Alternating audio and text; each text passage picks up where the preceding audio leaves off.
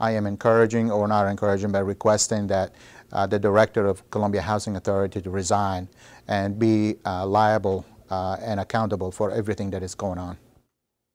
That is Columbia City Councilman Moe Baddourah tonight. He has asked fellow council members for a special called meeting where he will call for the resignation of the Columbia Housing Authority Director Gilbert Walker.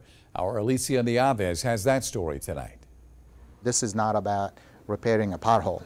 This is about saving lives. Councilman Moe Baddourah is calling for change tonight at the Columbia Housing Authority. I tried to stay in touch with the city manager and the city staff into getting all the facts and all the updates that I could get from them as much as possible, until to the point where what was happening, it wasn't enough. In an email sent this morning, Baddourah said residents remaining in the apartments despite a number of complaints about gas leak smells indicates, at the very least, negligence. Frankly, someone must be held accountable.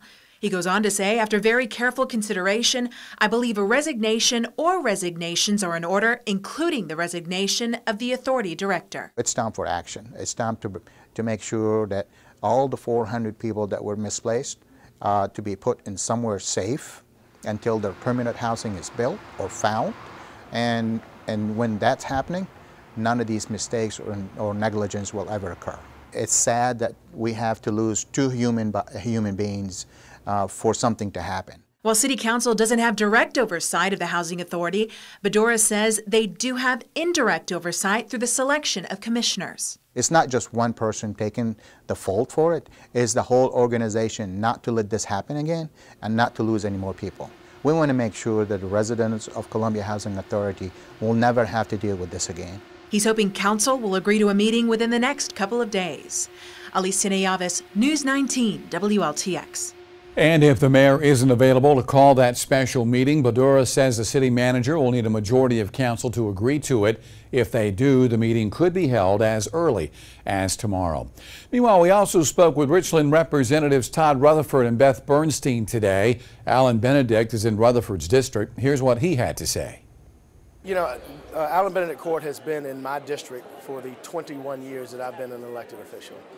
And I know that before the Great Recession that we were going to tear Alan Benedict down and make sure that we built a Hope 6 program to take care of them. But it takes everyone at every level. Congressman Clyburn was instrumental in getting that Hope 6 money to move out of what once was the housing project next to it, but we didn't have the money to do Alan Benedict Court. They were supposed to be next, and we simply didn't get there. But it's going to take coordination between the federal level, between the state level, and the city level. The Housing Authority is not under the state of South Carolina. And so there's very little we can do until we're told about what the issues are so that we can help out. I don't know all of the facts on those. I don't know whether carbon monoxide sensors would have helped, but certainly if they would have, we have to look at that. We need to look at not putting people in substandard housing in this state, period. The fact that you now have 400 people, that's 400 residents. Those are 400 names that were on the list that live there.